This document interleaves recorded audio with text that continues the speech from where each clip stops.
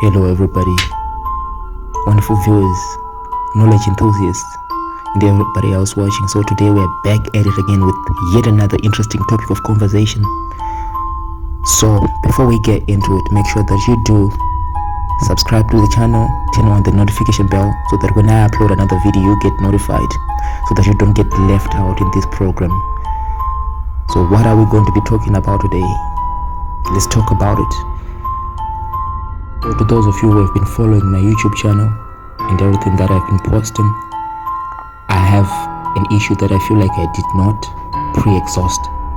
I know that we have deliberated upon this issue before, but I feel like we should get back at it again because I feel like there's a lot to discuss on that issue that no man alive can ever preempt that topic of conversation, for as long as nobody is able to answer the questions that lie mysteries to this very day. As long as nobody has the answers to them, we can never say that we can or claim that we have resolved the issue. So what is this issue that I'm talking about? Identity.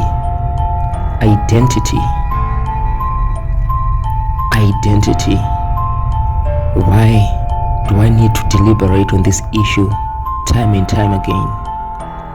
I feel like I'm going to be making videos on this topic of conversation more often than not, up until most of us come to realization of who we are. So one thing that we must understand about this issue of identity is this. Identity is something that is within.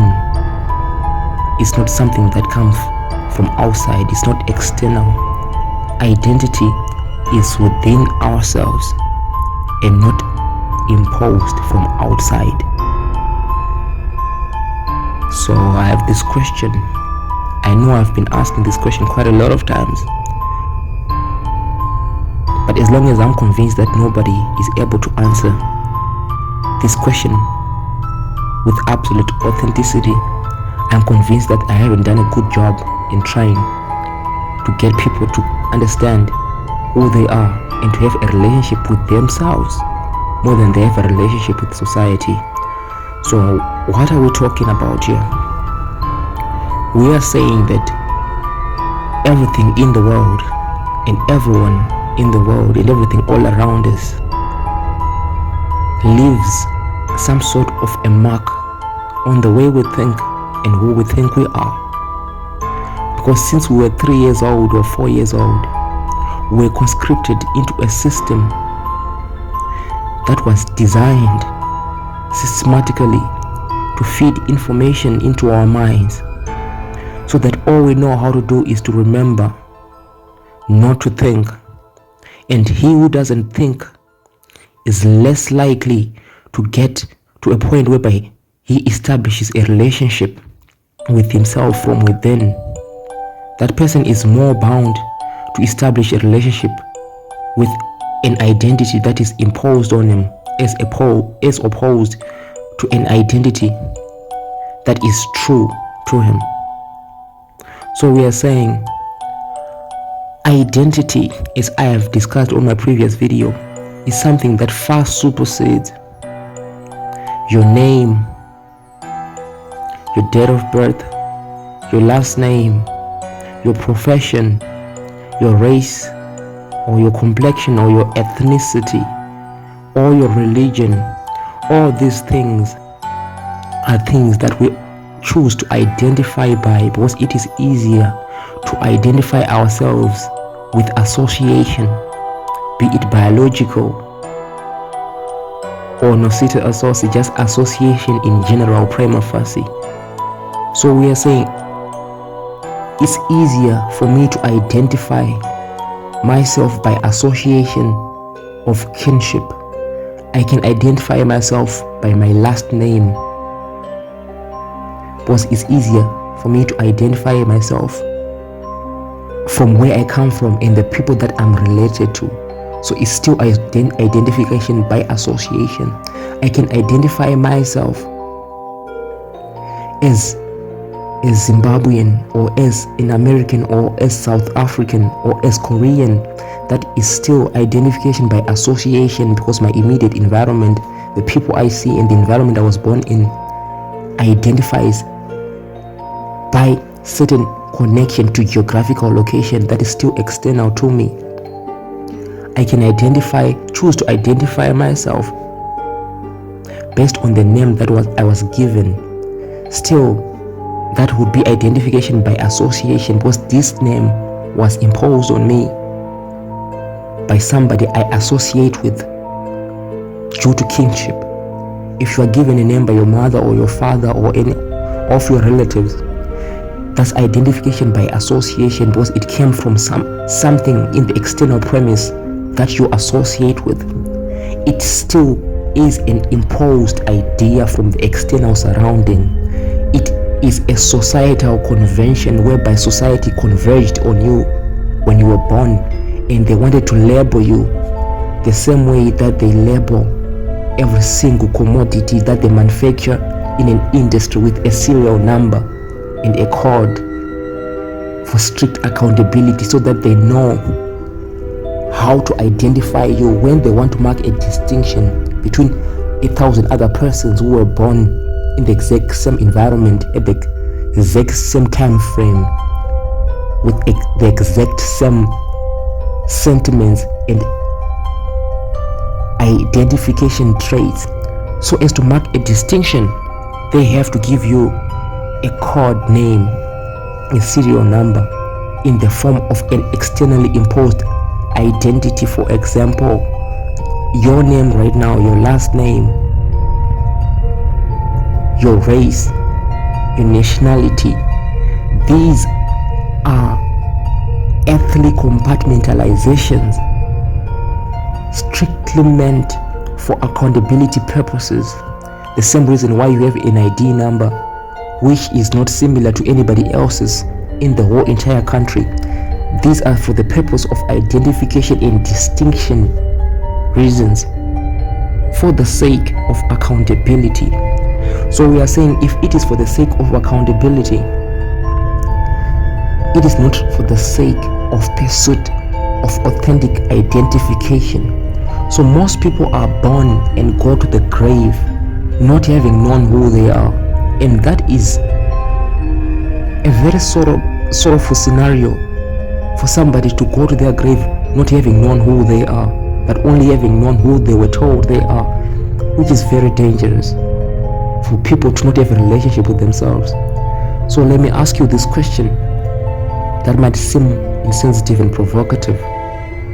So do you really think, if to begin with you do not even know who you are, what gives you the slightest confidence to believe that you know anything at all? What gives your opinion validation when you do not know the very first thing that you should know to begin with, which is yourself? Before you depart from knowledge of your own being to try to explore knowledge outside of yourself, would you not deem it logical for you to know who you are first before you pass an opinion concerning anything else that is not yourself? What gives you the validation to believe that anything you say at all should be taken into accountability when you do not know the very first thing that you should know, which is yourself? How on earth do you even have the nerve to think you can pass an opinion about anything, any topic of conversation at all, and have it be validated as authentic when your very own identity is a fraud? These things are matters of concern that most people never pursue, and nobody at all is even paying attention to these things, because people are too busy chasing things that add very little value to their cognitive thinking, into what actually defines the meaning of life, which is identity, which is truth-seeking, which is knowledge and understanding. People prospect for things that are futile, things whose relevance is to no avail, because anybody whose mind is feeble and weak to the extent of not being able to come to terms with their own identity, but waiting for external forces to come to tell them who they are, such a person would have a mind that is extremely permeable, dangerously permeable, to the extent that these people become mere consumers of everything told to them, everything fed to them, and these people do not question anything.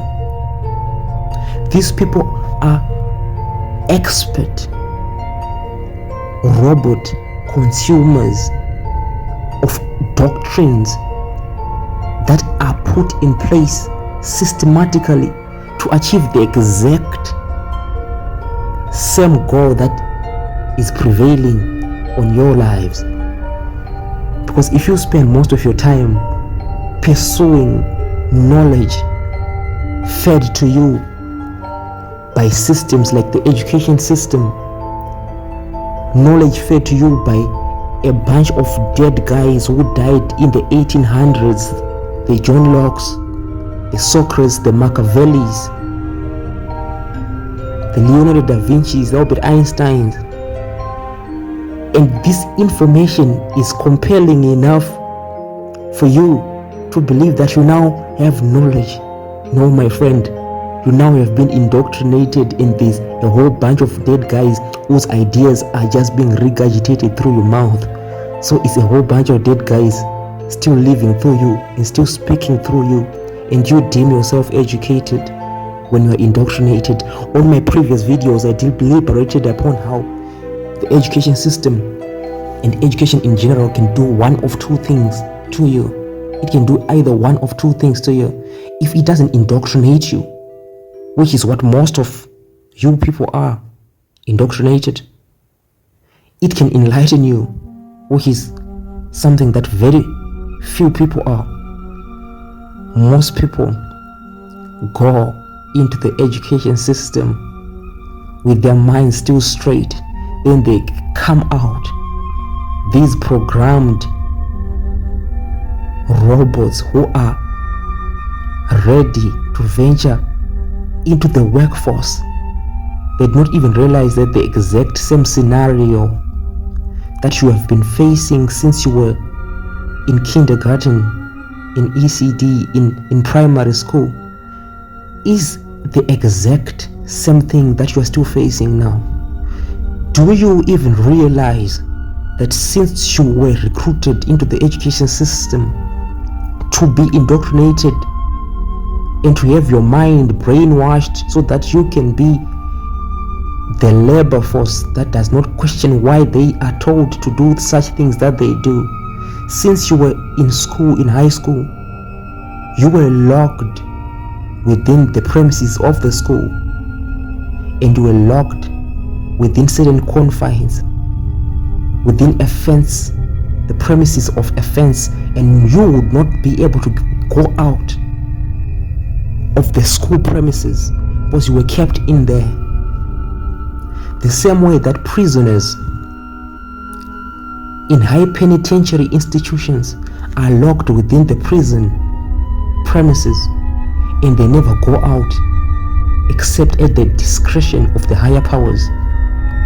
When you were at school, you were put in uniform and you were told you can't wear what you want to wear. You wear what you were told to wear. In the prison and penitentiary system, prisoners are told what to wear. They do not wear their own clothes. So since primary school, you could not wear what you wanted to wear, maybe only on weekends. In high school, you were still in uniform. Mind you, all these things are symbolic to something. It's for you to identify with uniformity.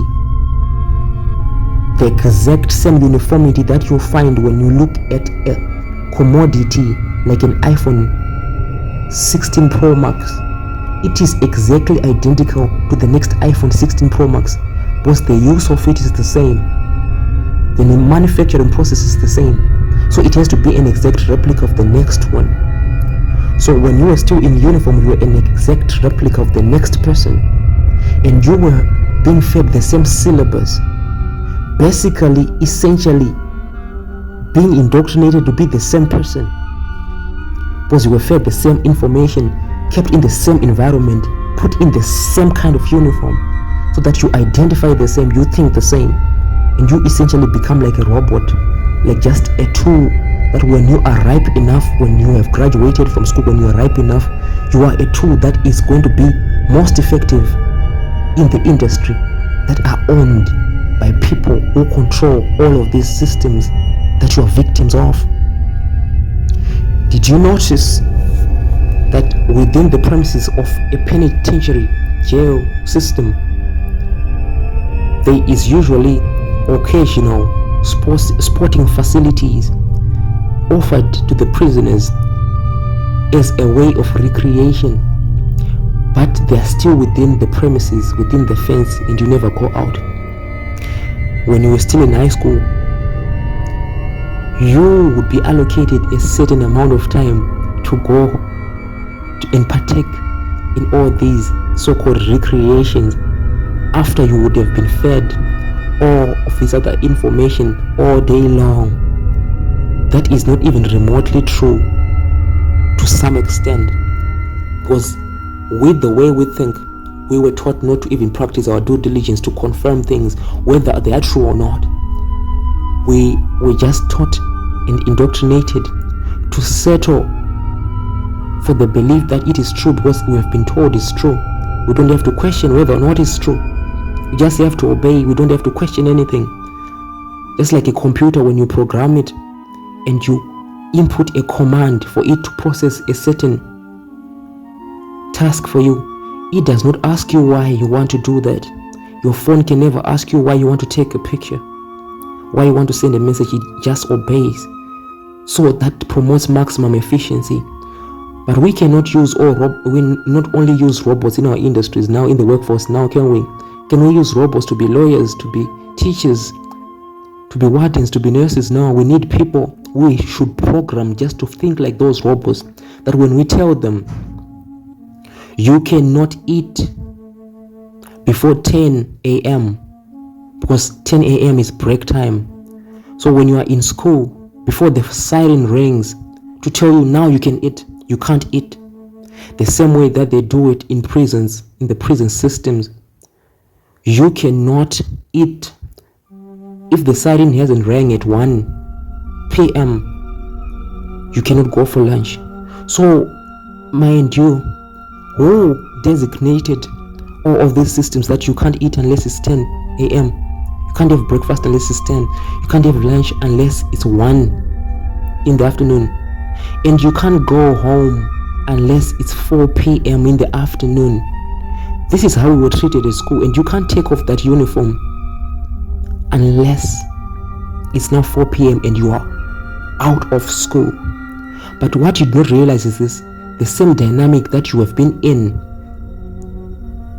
since you were 3, 4 years old, 5, 6, 7, 8, up until high school, the same dynamic of you being told when to eat, what to wear, and when to go home, is the same dynamic that graduates up until you come to the work environment, where you are also told when you can have lunch time, when you can have breakfast time, and when you can go home. Do you not realize that even when you are out of school, you are still within the same system that you were in? Because that's what they have been preparing you for since you were still in primary level. So you become so used to these systems of being controlled, that such to the extent that you don't question that. Why do you have to be told what to wear? Why do you have to be told you should eat at this time and you should go home at this time? Do you not realize that it's the same way as slavery operated back then in the ages of slavery, but right now it's just the modern age of slavery, because right now they do not enslave you physically, they enslave the mind. So if you enslave the mind, you control what the person does.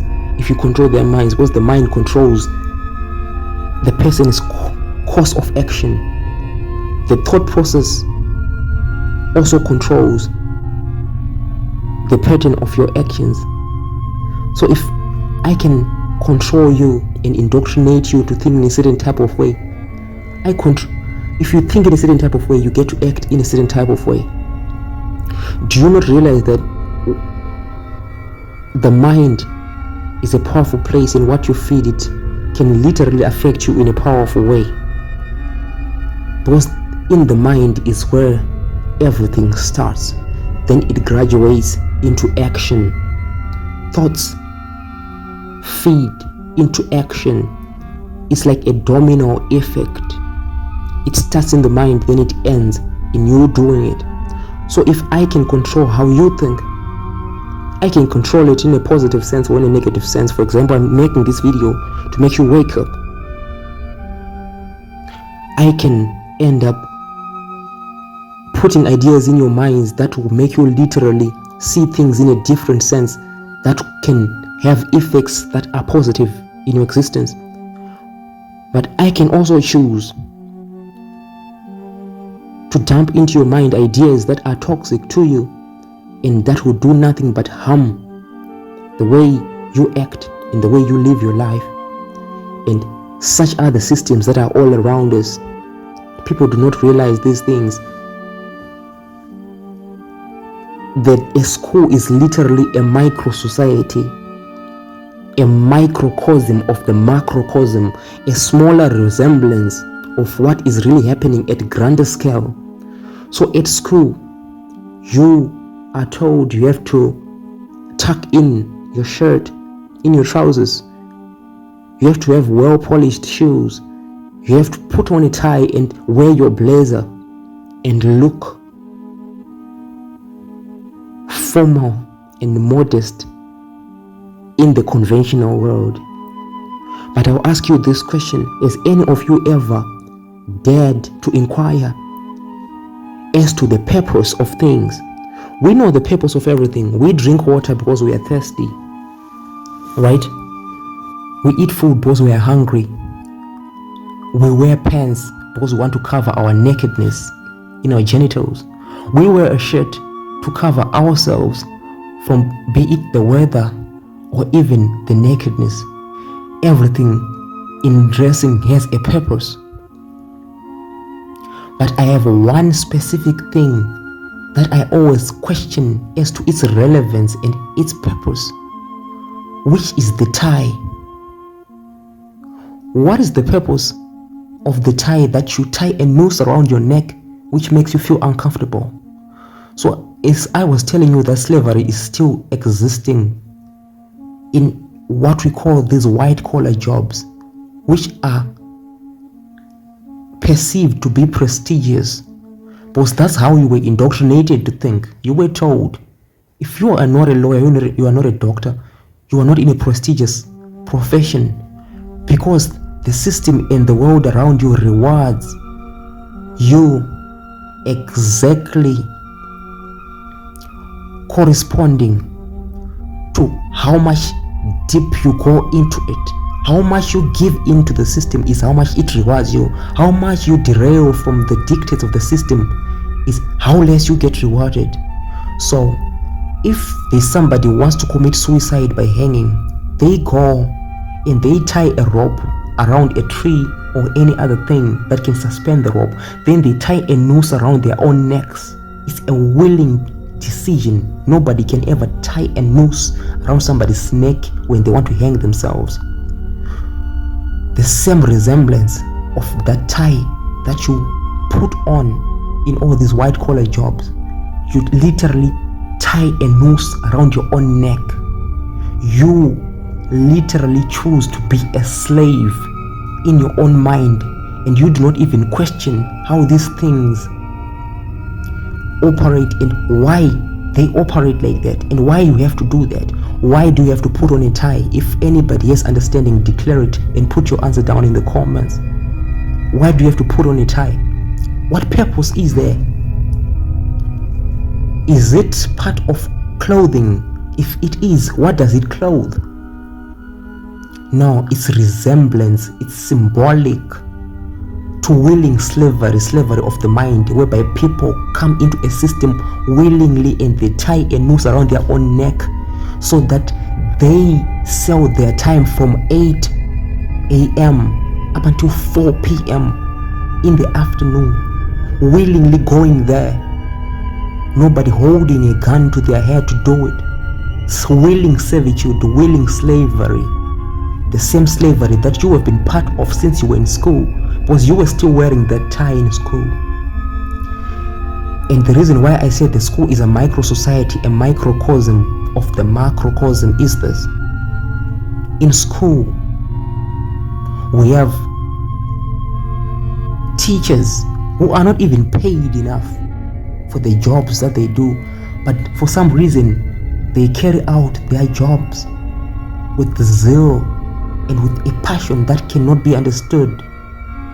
And this job that they do not even understand it all, because whatever they are dishing into your minds is whatever they learned when they were in college, and they do not even have to understand it, just to remember it, just to pass it on to the young minds. They don't even recognize that they are corrupting the young minds, and they do it anyway, regardless of them not getting paid enough to do it. Both they are civil servants, they are servants. That is clear enough. Then in actual society, we have enforcers of the law who are still under the same law that also oppresses them. We have municipal police, people would not even get paid enough, chasing vendors in the streets who are their brothers and their sisters. What gives them the driving impetus to go and do evil upon their fellow brothers and sisters who are also suffering as much as they are? Because they are also suffering. They don't get paid enough by these municipalities. What makes them do that is a certain type of way of thinking that was ingrained in your mind ever since you were still young. And you will be surprised to understand what it is. It's simple, because they are put in uniform. That is different. The same way when you were at school, when one student would be appointed to be a prefect and the other student would just be an ordinary student, the prefect will be paying the exact same amount of fees, facing the exact same hardships, eating the same food at the same dining hall with this other student, but they would enforce these school rules with diabolical determination, to the extent that you do not even realize, and you will be puzzled as to what is driving this person, what is giving them this fire and this fuel and this energy to act in a certain type of way. It's simple. It's because they were put in a different uniform as opposed to the ordinary student. So they would be deeming themselves to be above the ordinary student. Why? Because they want to please whomever appointed them. So they would want to be seen by the teachers, by the principals or the headmasters or the senior masters doing their so-called job with passion, and they want the validation of the teacher, who was also indoctrinated by a system that is above him. A teacher was indoctrinated by a lecturer, a lecturer was indoctrinated by a PhD or a master's degree that was indoctrinating him, being dished into his mind by another philosopher or another lecturer who is above him, and the cycle continues up until it gets to the epitome of what they call education, which is not education at all, which is just simply indoctrination. So people do not realize that slavery put systems that endure to this very day. Because back then, when people were still under slavery, they had their masters. The slaves had a master who was Caucasian or a white man, then the white man would have a black man who walks by his side. He's still a black man, he's still a slave, but he would be the favorite one. And these black men would live in the master's house. They would not work in the field, but they will be used by this white man to literally inflict atrocities on their fellow brothers and sisters.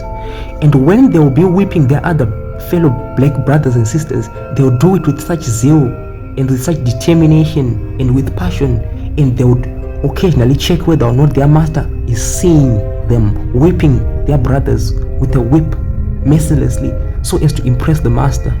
The same way that these prefects at school act. They want to get the validation of the master, who is the teacher, so that they can literally get more favors at the expense of selling out. So I'm not just talking about a prefect here. Mind you, I said a school is a micro society, a microcosm of the macrocosm. These prefects are an exact replica of the police officers we see in society, who are just suffering as much as any other person in society. They are civil servants, but for some reason, just because they are in that uniform, they sell out for that uniform, imposing laws that they do not even know the processes involved in making the laws. Because mind you, police officers just undertake several months of training. They have no legal background, but they are told they enforce the law because they are part of the executive. But little do they have any understanding of how a bill is crafted. Little do they have any understanding about what a parliamentary legal committee is, or a parliamentary portfolio committee is, or how a bill is enacted or assented to, or how legislation even works. They just enforce things that they have little understanding of. Such are the people that the education system breeds into society. An efficient workforce that works without question for $200 a month.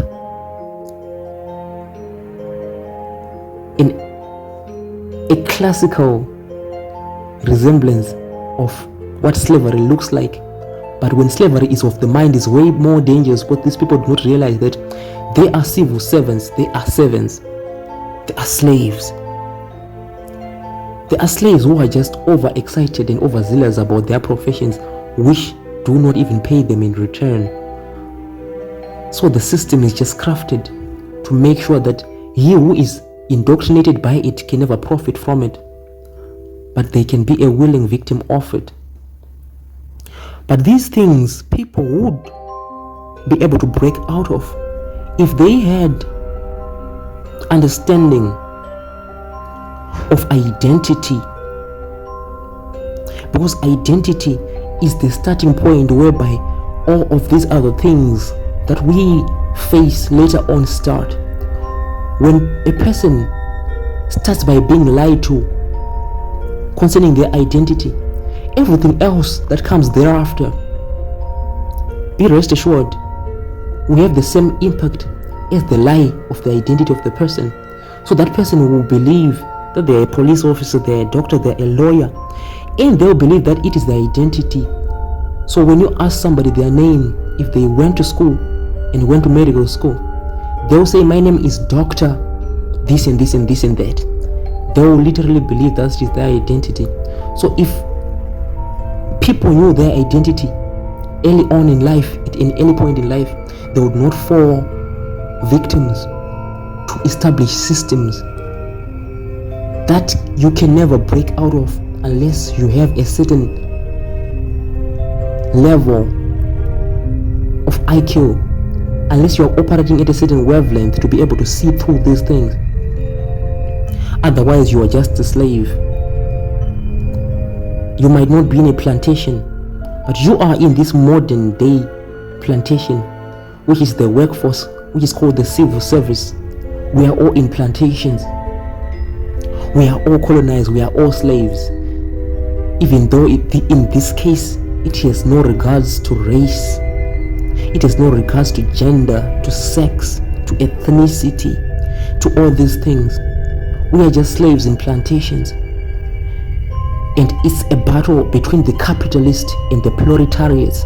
The capitalists who are cashing in on our labor, and the proletariats, which is the working class, which will forever remain the middle class, which can never make it to the top 1% because it takes a certain type of way of thinking, and it takes people to wake up to realize that they are victims to systems that were compartmentalized and put in set in motion so that they would have a desired effect to cash in profits on the part of the capitalist and to rob you of your time because you spend 8 to 4 working a daily job that pays you less than $300 a month, and you're undercharged for your time, and you have nowhere to retain the value of the time that you have sold. That hour that you have sold for $1, you cannot get it back. So you are a slave. Why are you a slave? Because you do not know who you are, you do not know your identity. You just got on a bus and you just started riding along the wave of who you were told you are and what you were told you should do, and what you were told is your purpose, to be a slave, and you accepted that and you didn't question it. Then here you are. So I'm just urging you to wake up, because this rabbit hole goes way deeper than you can ever imagine. That's why I was saying this topic of conversation, I'm going to be deliberating upon it more often than I want. Because if you feel like I've said enough on this video, trust me, this is just the tip of the iceberg. This is just like less than a tenth of 1% of what the whole system holds. Now imagine somebody who doesn't even know the half of it. You are set up to fail. But if you wake up, if you follow these videos and you open up your mind to understanding, you will realize that the moment you wake up and you break out of this type of system, I would not want to call it a matrix, but this word has been overused and abused to the extent that it lost its relevance, because people speak of things they did not know. People use terminology just because they saw it on social media. They don't even know the depths of the things. People often ask me why I zero in on things to such depths. It's simple because I understand these things to such depths. And why am I making these videos? So that somebody who does not understand these things to these depths will literally get a head start, will literally enter stage 1 of what it means to think. Because most of you do not think, most of you just remember. How I wish you were people who use their minds and not their memory. How I wish most of you used cognizance as opposed to recollection. So this is just what I had to deliberate upon. And before I end this video, I'm just going to end it with a question. And if you dare to believe that you know the answer, put it down in the comments. And it's a simple question really. And as I have deliberated on my previous videos, that simple questions more often do not require simple answers. So the question that I have for you is this. Question going out to you from me and the team. Who are you? Anyways, thanks for watching. I hope this video unlocked a certain neural pathway in your mind that would literally change the way you think, and it can help you maneuver better in a world that is full of snares. Anyways, peace. Catch you on the next one.